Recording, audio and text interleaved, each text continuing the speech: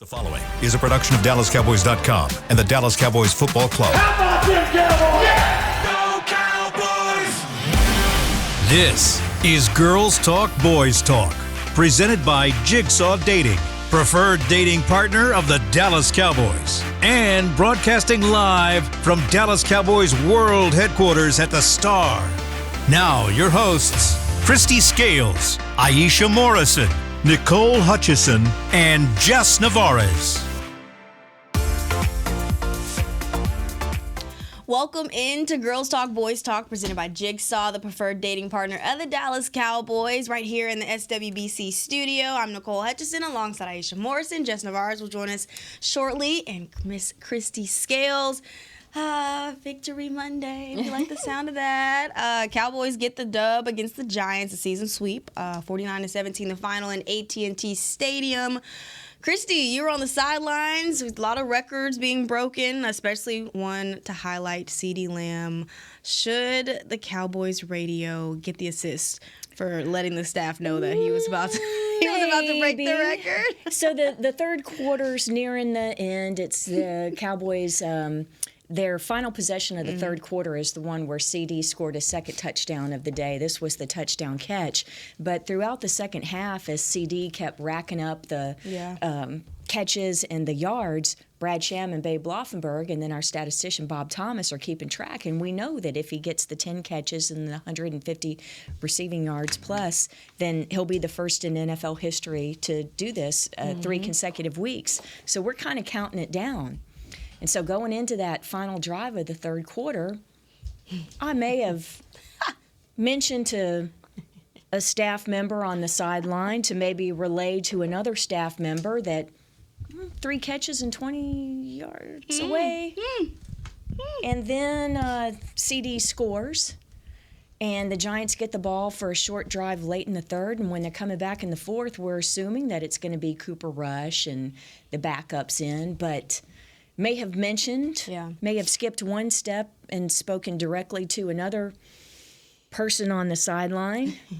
Not a coach, no, not a coach, but mentioned to someone important that he was 2 catches and 8 yards away, CeeDee. And when most of the other starters were sitting on the sideline for that first drive of the fourth quarter, CeeDee was out there. And Cooper Rush threw the first 2 passes to CeeDee Lamb. The first one was for 5 yards. So he had the 10-catch mark, but he was just a few yards short of the 150. And then the second pass went to CeeDee, who was able to wriggle around and get the 4th yard. And so he ended up with 151, and everyone on the sideline knew exactly what was at stake because CeeDee had a big grin on his face when he stood up. He looked to the sideline, all the coaches and staff, and Dak Prescott was over there smiling and gave him a big hug and high five as he came to the sideline. So we asked Brian Schottenheimer, the Cowboys offensive coordinator, in his press conference earlier this afternoon, how aware was the staff of this possible NFL new record for CeeDee Lamb, and they said they became aware of it later in the third quarter. So I'll let everyone else put the pieces together. I think CeeDee may have to just stop by and say, "Hey, thanks, Christy Scales." Well, no, I don't. I mean, in particular, it's Brad and Babe and Bob. But sometimes, I'm just a conduit. Just a conduit. No, not Just at a conduit. all. Not at all. But it was so much fun, and just what a great day, and 49 points, and it's hard to nitpick anything from that game, but just absolutely a dominating effort overall. Yeah, CeeDee, after the game was all smiles. I got to catch up with him after and asked him, a lot of people tend to say this is like a reemergence of CeeDee, but I was like, this is something you've been doing since college, last year, since you've gotten here to the Dallas Cowboys. How much more is this just a reminder of what you can do? And he was just like, I think it goes under the radar because, not many people like the Cowboys and things like that, but it just feels good to be a part of history. And so, we're really excited to hear from him after the game. What are your thoughts, Aisha?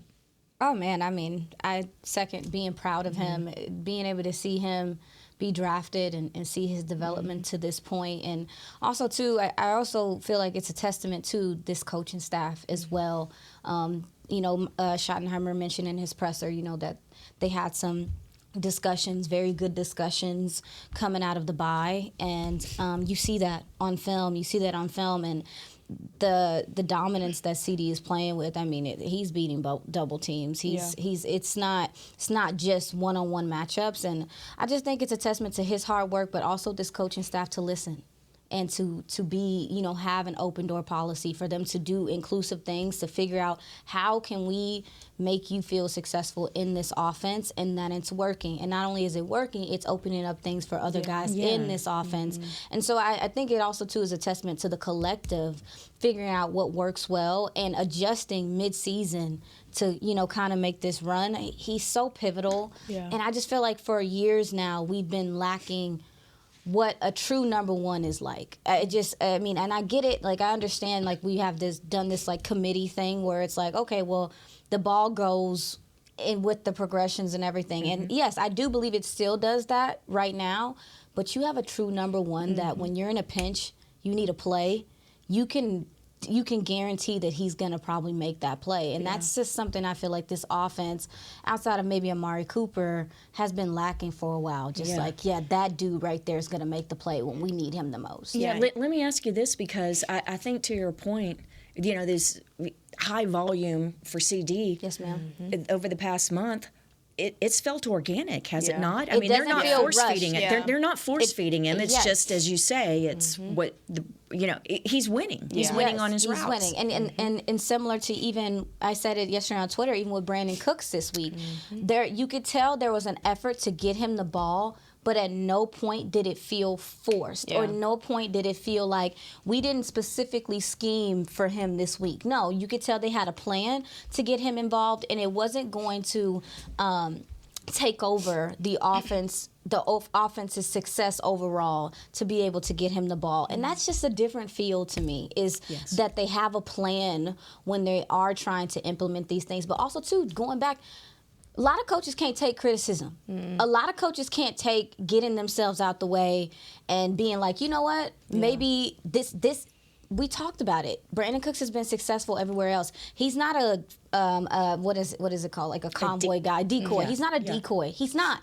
He's not. He's been brought here to take the top off, for people to respect his speed, crossers, all that stuff. He's here for his route running and his speed, and for them to really look themselves in the mirror and be like, okay, we have to get him involved. I think it says something about this staff, truly, and how they're able to adjust and to, do the things that they need to do to win. And I'm just, it feels different. I'll say that. Yeah. It's a different feel. Yeah, and going back to what you said, it's opening up things for other players. Yes. You're seeing a lot of guys really step it up, right? They were being patient, waiting for their moment, but definitely stepping up the level of play, especially Jalen Brooks getting in on some action. That was cool. That was so cool to see him going out there and getting some play time and making the most of it. But, I mean, this offense, y'all, seems like it's getting there. I think the one thing that was, not that this is forced, but let's just say an emphasis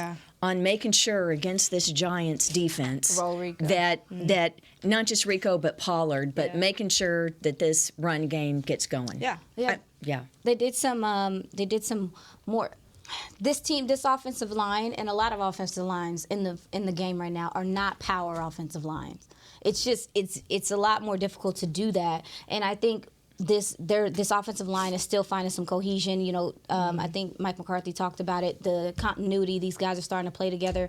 They did some more inside-outside zone things that allow these running backs that you have, who do better when they can see things opening up for them. I felt like they also are playing to their running back strengths right now, and that was important to see moving forward. But you did see some far better play from this offensive line as a whole in their communication.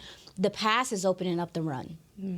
The pass is opening up the run, and to me, that's how it has to be. That's okay. Your quarterback using his legs is opening up things as well. So I like the fact that they're looking at themselves in the mirror and being like, well, maybe we need to tweak this a little bit. You know, what you got? Hi. Hey. Hey. Hello. She's Can you joined hear us. me? She Yes, is we here. got We got you. Sorry, I don't know why I sound like hear that. you. I was photobombing you earlier. Baby was working. Baby was working. I was running down those stairs, guys. Let me say, I had to take a second to just kind of breathe. And No, you're good. whew, those stairs glad are to hard. have you here. Moving. Oh, thank Yeah, you. Jess was covering John Fossil, special teams coordinator Yes. for us, as he was wrapping up his press conference. So Yes. we'll have some extra special team stuff man. later in the show.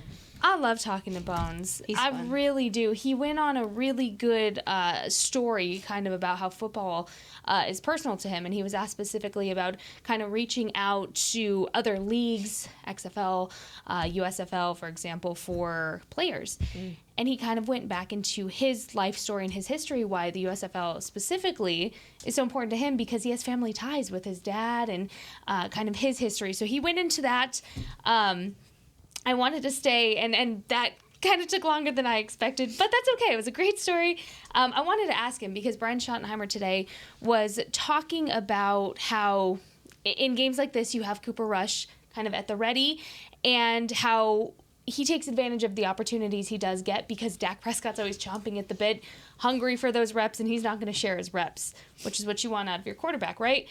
I was curious in asking Bones Fossil in terms of not having Turpin in, because Turpin is very much the same way. He has that same mindset of always wanting those reps, always wanting to get better, and you see it now, especially because he's healthy and he feels good. And I was curious how Deuce Vaughn maybe gets some of those reps when you have a guy like Turp who has that position. And I thought Bones, he just made such an interesting point. Again, I love talking to this guy. He said not only is it divvied up pretty often with these special teams reps, but film watching is something that they heavily depend on this side of the ball with special teams. So got some good stuff there. He said Deuce did a good job. The decision making is something that they're going to kind of try to brush up on. Of course. But that's also something you saw with Terp last year, was that the decision making is something that just takes time to grow and grow in nuance for.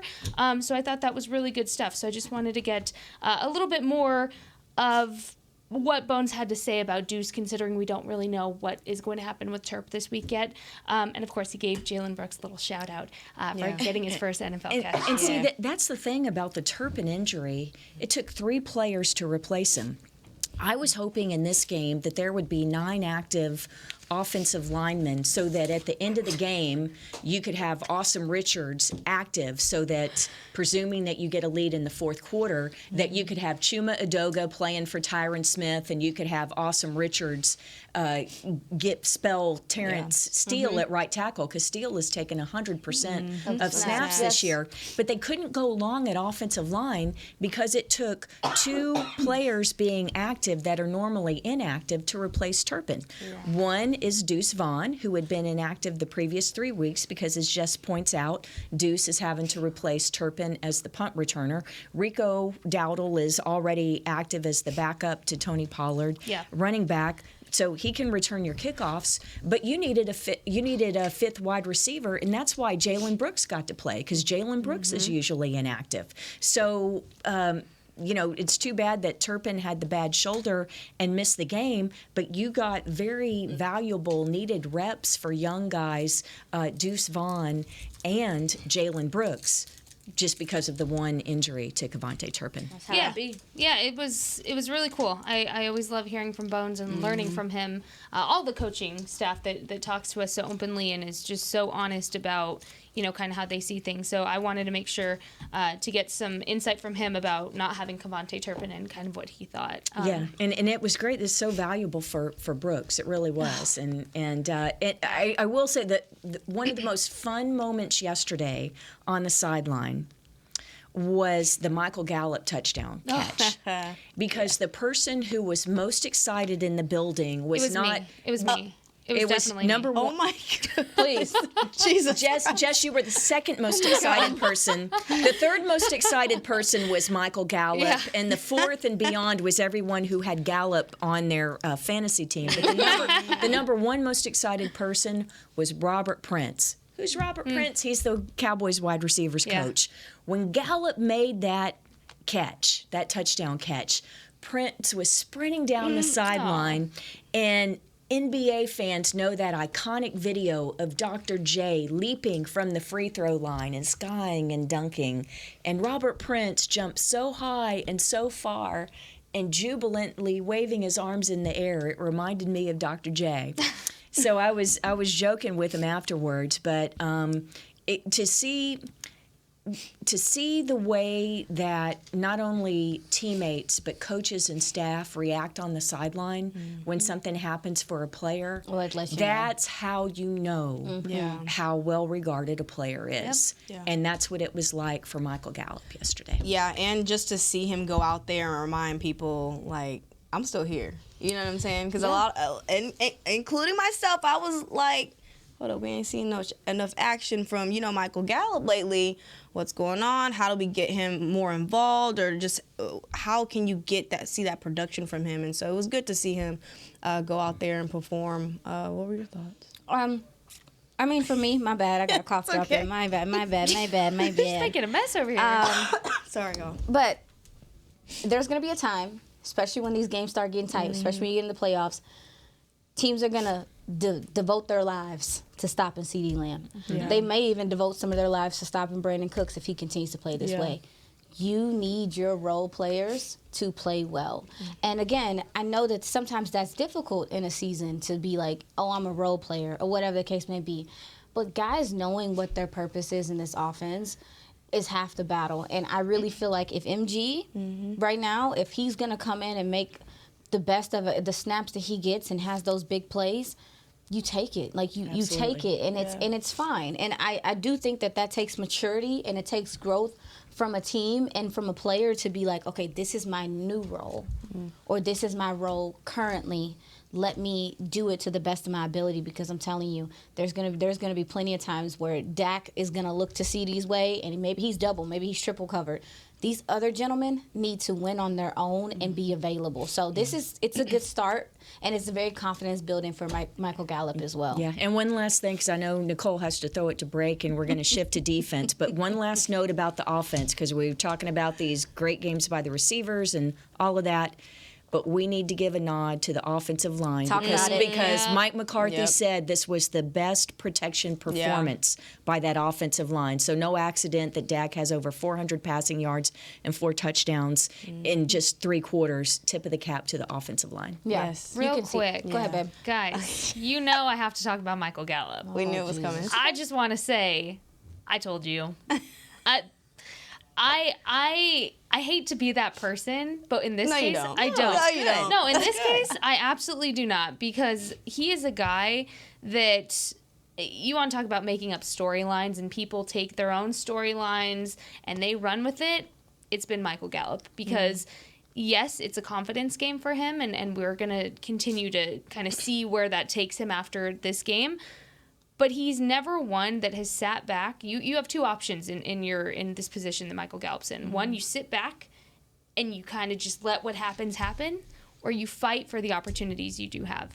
And he's been fighting at the bit for any opportunity he has. And so I'm really proud of him and the game that he had yesterday, because even the coaches talked about it today. It takes one moment sometimes to skyrocket you into the rest of the season. You need MG. You need him to continue to find that cohesion in kind of what his role is. But that was vintage Michael Gallup. And something he said after the game yesterday was, never went away. So really, really had to give him a shout out there, because he absolutely deserves it. That's a good one right there. Vintage MG. All right, ladies, we're going to go ahead and take our first break. You're watching Girls Talk, Boys Talk, presented by Jigsaw, the preferred dating partner of the Dallas Cowboys. We'll be right back. We know that juicy, cheesy, grilled to perfection burger sounds amazing, but it does sound like something is missing. Pepsi, baby. The yin to this burger's yang. Burgers and Pepsi go together like burgers and Pepsi. This perfect blending of flavors makes every bite of lettuce, every sesame seed on the bun, and every sip of that crisp, refreshing, ice-cold cola a journey to Foodtopia. Burgers, better with Pepsi. That's what I like. At Jigsaw Dating, we obviously want the Cowboys to bring that 6th ring home. But to be honest, we're more focused on finding the person who will put a ring on your finger. That's why we created a dating app that reveals your face through meaningful conversation, so you can date deeper. Because it's personality that matters the most, not looks. Join Jigsaw Dating today, dating partner of the Dallas Cowboys.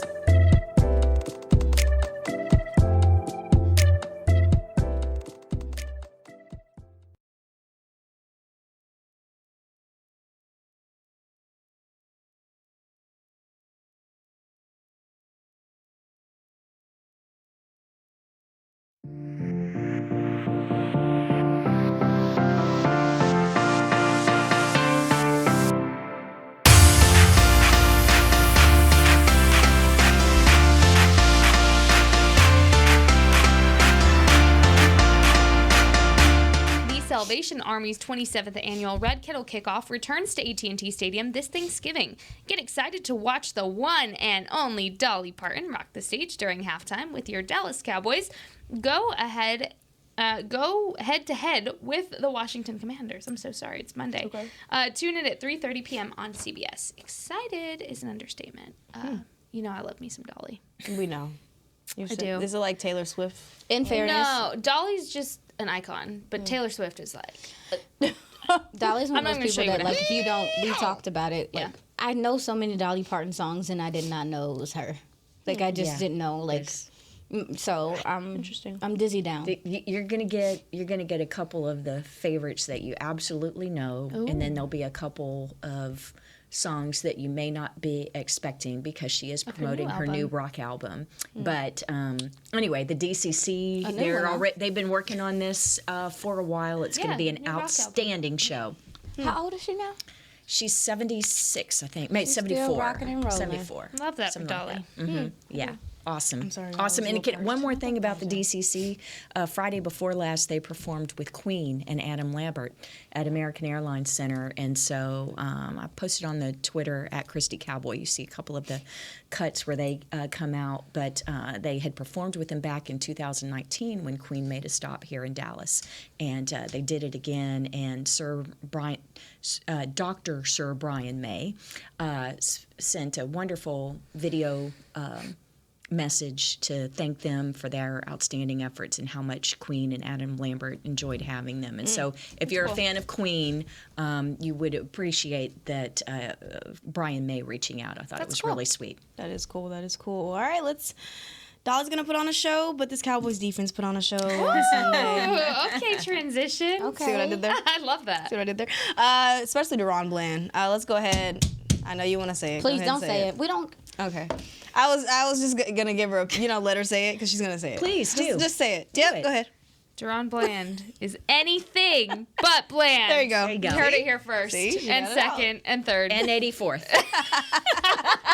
But no, I mean, what a special guy, he has become at such a young age. And this is something that Dan Quinn had said in the press conference that when the pass to Tommy DeVito was picked off, he was the receiver, not the defender. Absolutely. Something he learned from Trayvon.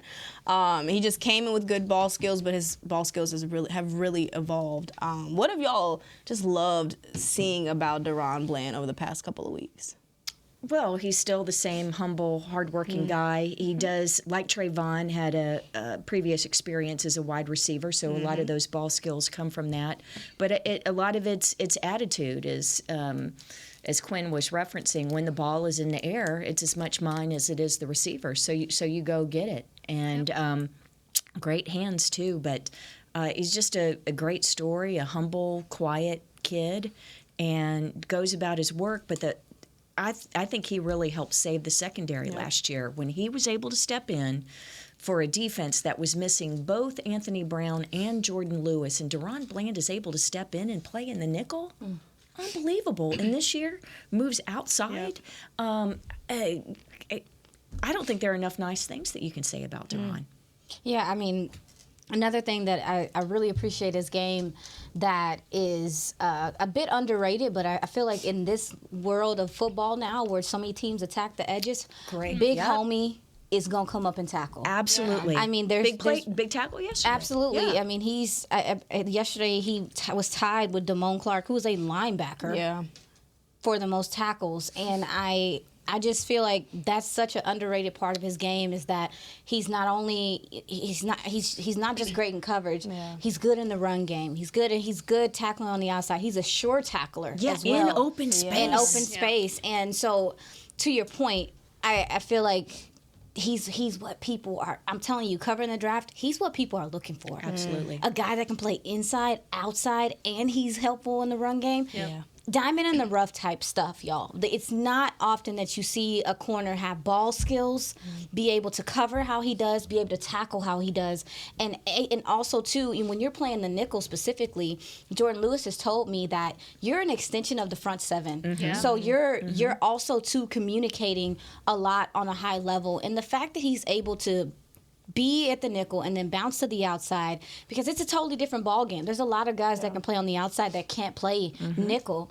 I'm just so impressed with him, and this scouting staff, they did such a good job finding him, but good for him to walk through the door, because we say next man up and that sounds pretty or whatever, but for it to be next man up and it's almost to the level of a Trayvon, because it is. Like, let's keep it a buck. Like, he's playing at a Trayvon Diggs level. Like, yeah, I think that says a lot about him as a player, and he's been a super help to this defense. And let's also recognize that he has come into a great situation to be coached by Al Harris. Yeah. And Joe Witt, the way Dan Quinn utilized it, sometimes it's not just your talent and your want to and how hard you work and study. Sometimes you have to be in the right situation.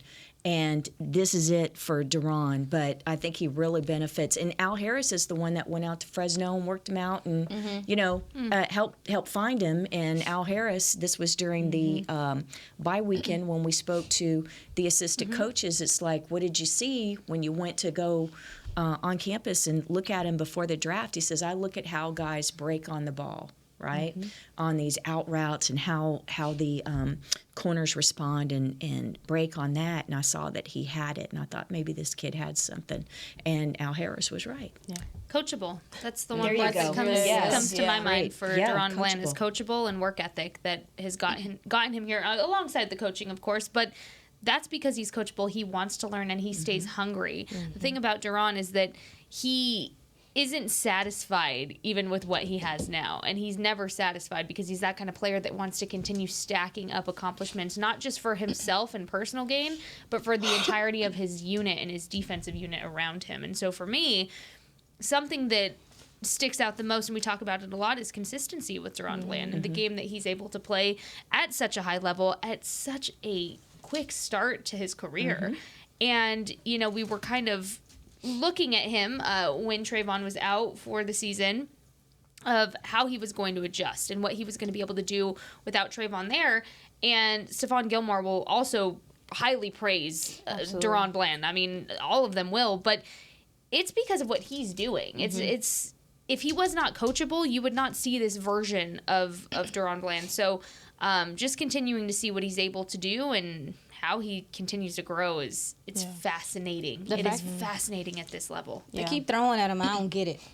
I think it's because they scared of scared of Gilmore. Gilmore's on the other end. So they would rather take the younger guy than Stephon. And I wonder if it's going to change because he's going to keep making people pay. Yeah, but you also have to credit the front with sustained pressure and the That's like what as well. yeah. So Yeah. it all works together. Yeah, I mean, you just That's a took it corner. out. That's a defensive back's best friend is a good pass rush. Yeah. Yep, and it goes to that defensive line, holding this Giants team to 111 rushing yards, y'all. I don't really know how much better it can get than that. Well, I mean, 0 of 12 on third down. 12, yeah. That is so beyond pathetic by the Giants. I know that you can't be -0. You can only be 0. No, they'd be in the negatives. But if they there's, could. oh my gosh, they were awful. I've never heard Christy talk like this. Oh my goodness. Awful. Nah, it was bad. Christy, I love you so much. It was rough. He was under some serious distress, and the way, and we talked about it last week, that this run defense has improved, and it's also just seeing, because you look at an opponent like the Giants, you're like, okay, well, it's whatever, and we knew this offensive line wasn't that great, but it's also to just seeing the gap integrity and the all hats to the ball, the effort. Yes. Jonathan Hankins don't get enough love out here. No, in these that's streets. right. But he let his presence be known this game. Saw some good things from Mozzie too, and I just, DQ just talked about it, how much they were not gonna let Micah beat you. They were determined. They were chipping him. They were double teaming him. So you saw the other guys like the Dorrance Armstrongs, the Dante Fowlers, those gentlemen get involved and have a successful day as well. And so I think this defensive line played really well, but more than anything, I'm appreciating the run fits and stuff that I'm seeing from them, because that stuff transfers. I think that stuff transfers, and you can do that in another game. Yeah. Are you encouraged by what you've seen from Mozzie the past couple of weeks? Because he did have a slow start to the season. Yes, people always talk about his get off and his timing being a little slow, and I just think that that's something he's continuing to work. But I'm starting to see some of that aggressiveness come out of him, because he's starting to become more sure of what he's seeing, because that's a big part of playing DT and being a run stopping DT. It's not just feeling, it's also too sometimes playing with patience and watching, and especially if you're in a two gapping scheme or something like that, where you have to wait and hold defensive linemen. It takes patience, and it's also temperament. So he is definitely growing to me as well.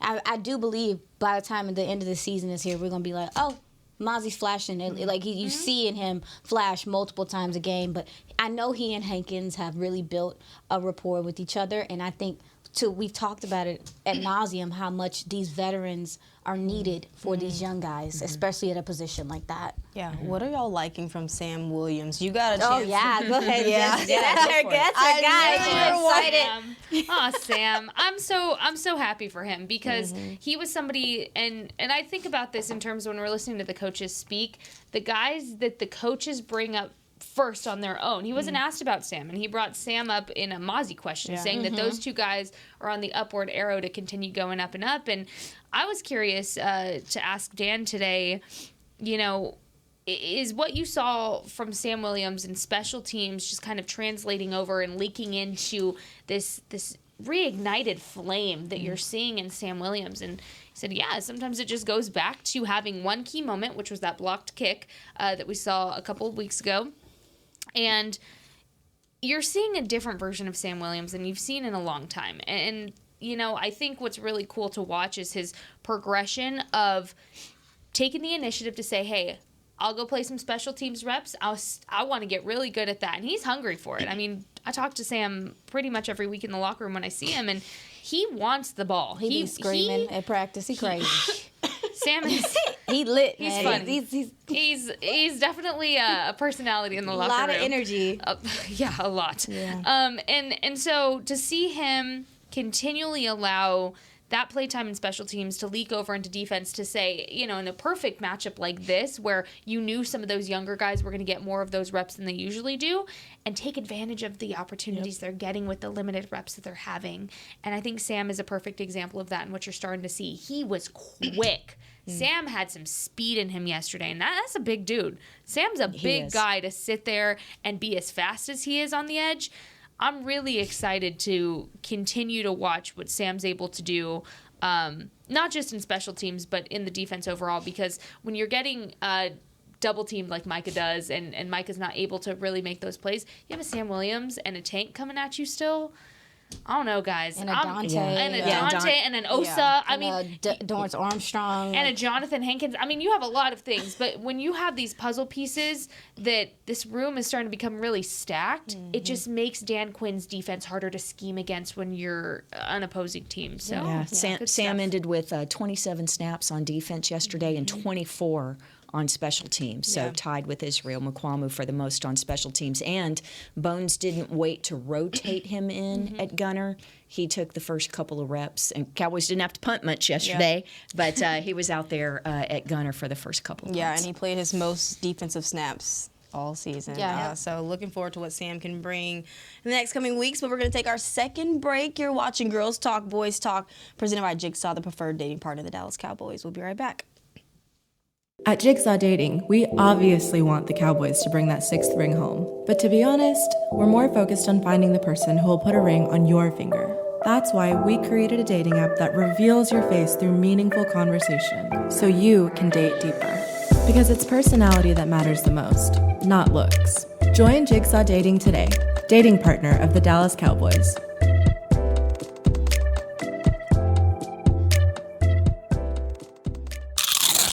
You know that sound anywhere. It's the crisp crunch of that first nacho chip. With its perfect cheese to sour cream ratio sitting atop a layer of delicious beans, it's a sip away from perfection. That's what we're looking for. Add a delicious, refreshing Pepsi and we've achieved absolute nacho nirvana. Because while you can pile those nachos high with every spicy, cheesy, savory topping, there's no topping a cool Pepsi finish. Nachos, better with Pepsi. That's what I like.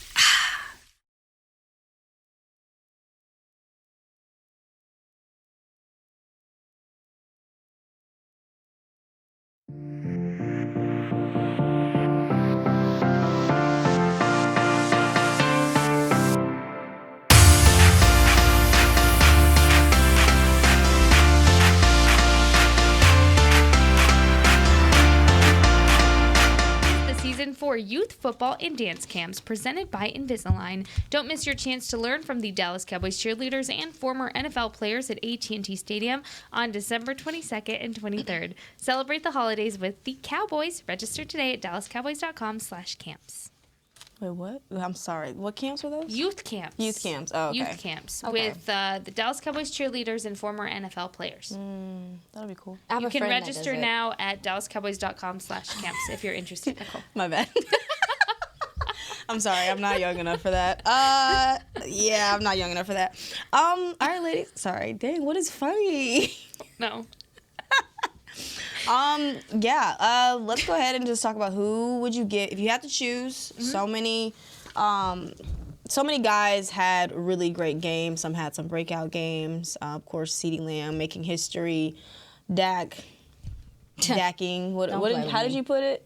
He's quarterbacking. I'm sorry. Oh yeah, the quarterback. is Quarterbacking. He's quarterbacking. Yeah. The quarterbacking. That's how you put it. I forgot. He's quarterbacking. Yeah. I'll say quarterback is quarterbacking.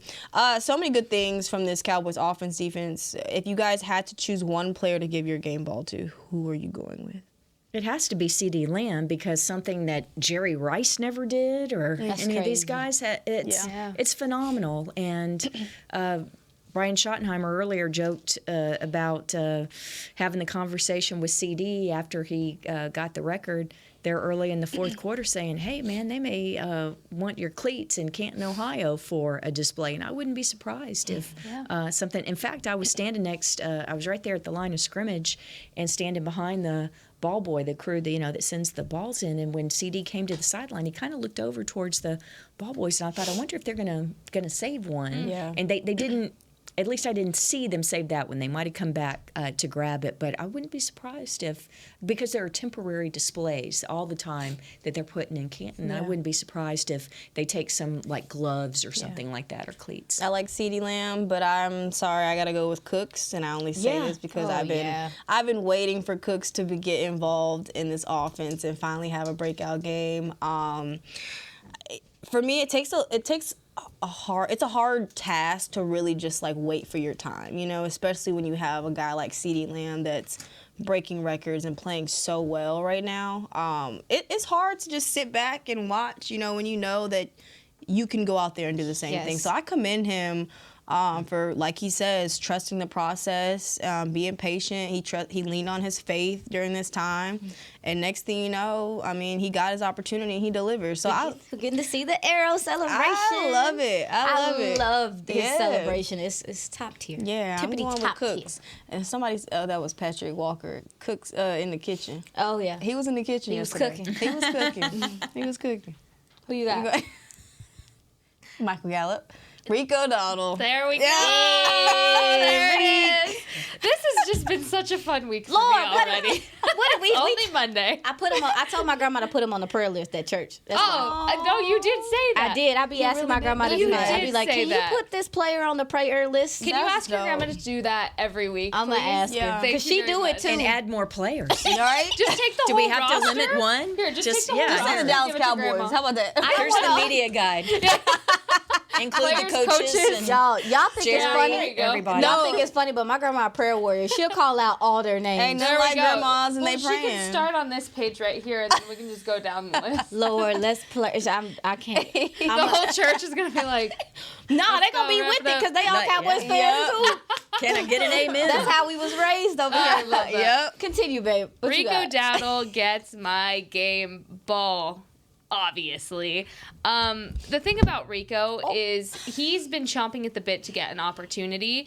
And we knew going into this game that this was likely the game. You saw your run game really start to get established and show you glimpses of what it can be. Because I don't even think what you saw was a full run game from this Cowboys offense. I think it's not even the starting line. It's like the warm-up you do before you're going to do a race. And then you get to the starting line, you're not even at the starting line yet for what this run game can do with Rico Dowdle and Tony Pollard. But 79 yards for 12 attempts, averaging 6.6 yards per carry. His first NFL touchdown there as well, Rico Dowdle. I'm so happy for him. After the locker room, went up to him to just kind of check in, see how he was doing, and his story kind of behind his game last night was really emotional for him. So check in on Rico, make sure he's doing good. You just never know what people are going through. So for him to fight through the emotions that he's been going through this week and channel it in this way tells you everything you need to know about the kind of player Rico Dowdle is.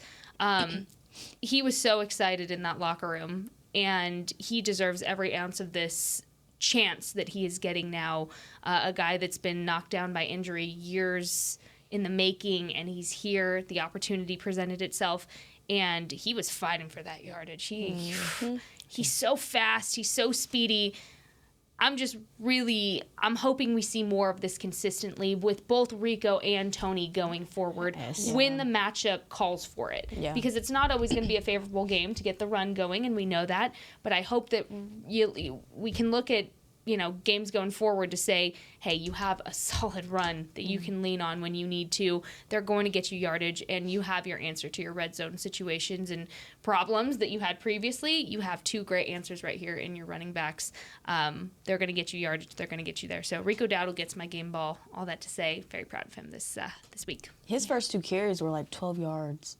He got a lot of juice Monster, in his legs right now. You know, like He's fresh. He's fresh, and when you talk about a running back, especially too, like his injuries have preserved him somewhat. Yeah. He doesn't have the beat down on his body that some other guys would have. In what year? What year is this? 3, 4 for him? 4. Yeah. So he has fresh legs, and it's something that I'm really hoping, to your point, Jess, similar to Brandon Cooks, waiting his turn, trusting the process.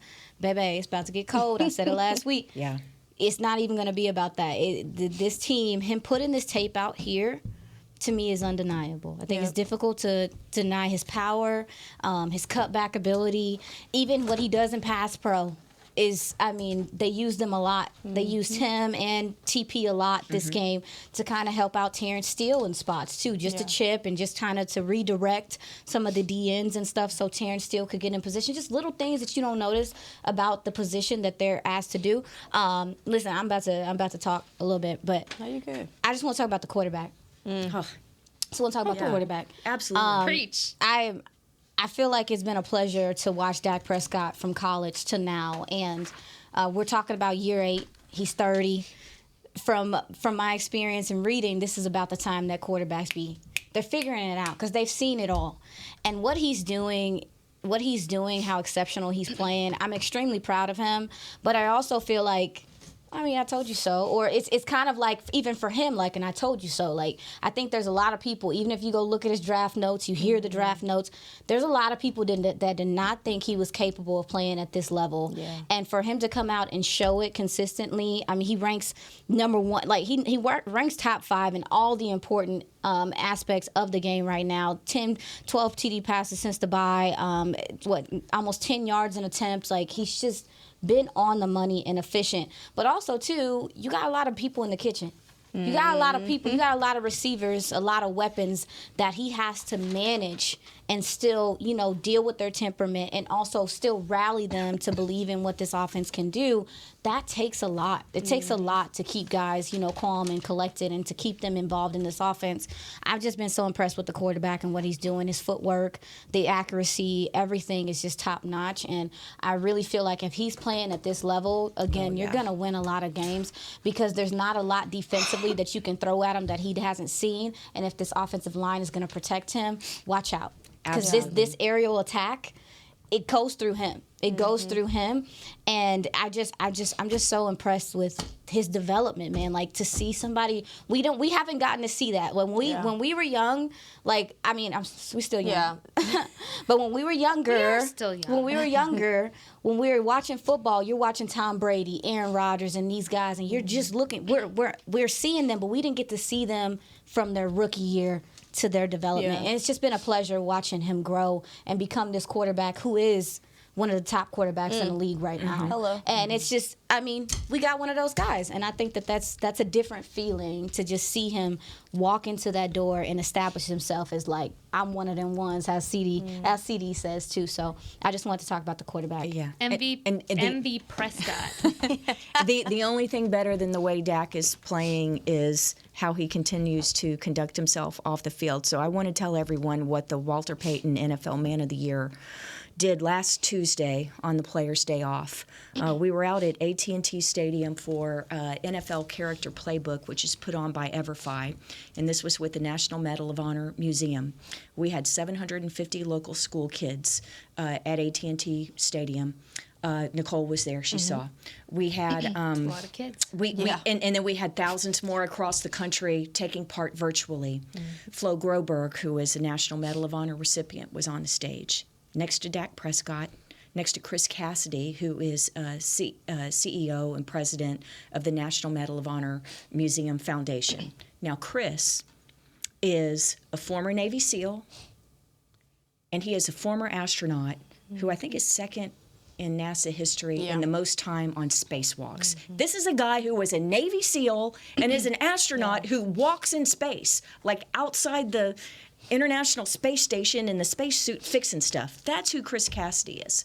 So as Dak and I are backstage and we're waiting to introduce, Chris is out there, and I'm like, Dak, he's a Navy SEAL, but when he was an astronaut, he spacewalked and stuff, right? He's like, he spacewalked. He says, a Navy SEAL and an astronaut who spacewalks. That's pretty badass. What? Yeah. What have we done with our lives? I said, That's oh what my people gosh, say that's for real. exactly what I thought too. But here is the quarterback of the Dallas Cowboys, and he looks at someone like Chris Cassidy and says, what have I done with my life? And it was great. And when Dak Prescott gets in front of these middle schoolers and they're talking about National Medal of Honor values of integrity, making the right choices, character, discipline, those kids listen. And so that's what your quarterback, when he's not studying the playbook, when he's not here at the Star, that's what he's doing on his day off. Yeah. One of them ones. MV Prescott. MV Prescott, MV CD, MVP. Yeah, and the players this week, tomorrow on the Players' Day off, they're serving the Salvation Army. The rookies are going to be at one of the sites here in North Texas. The veterans will be at the other. And by the way, the Dallas Cowboys cheerleaders who have full-time jobs during the day are taking time from their regular jobs to be at Salvation Army to serve an early Thanksgiving meal to those less fortunate and who rely on the services of the Salvation Army. So I just want people to know that what's happening, we pull back the curtain and try and let people know what happens around the Star. These are some of the things that happen around the community. Yes, and we'll be there tomorrow at 10:45 a.m. That's exciting. Yeah, it's going to be fun. Yeah. I'm excited. Are you excited? You All going right. to? Yeah. Well, that'll wrap up for today's episode of Girls Talk, Boys Talk, presented by Jigsaw, the preferred dating partner of the Dallas Cowboys. We'll see you tomorrow. This has been a production of DallasCowboys.com and the Dallas Cowboys Football Club. How about this, Cowboys? Yeah!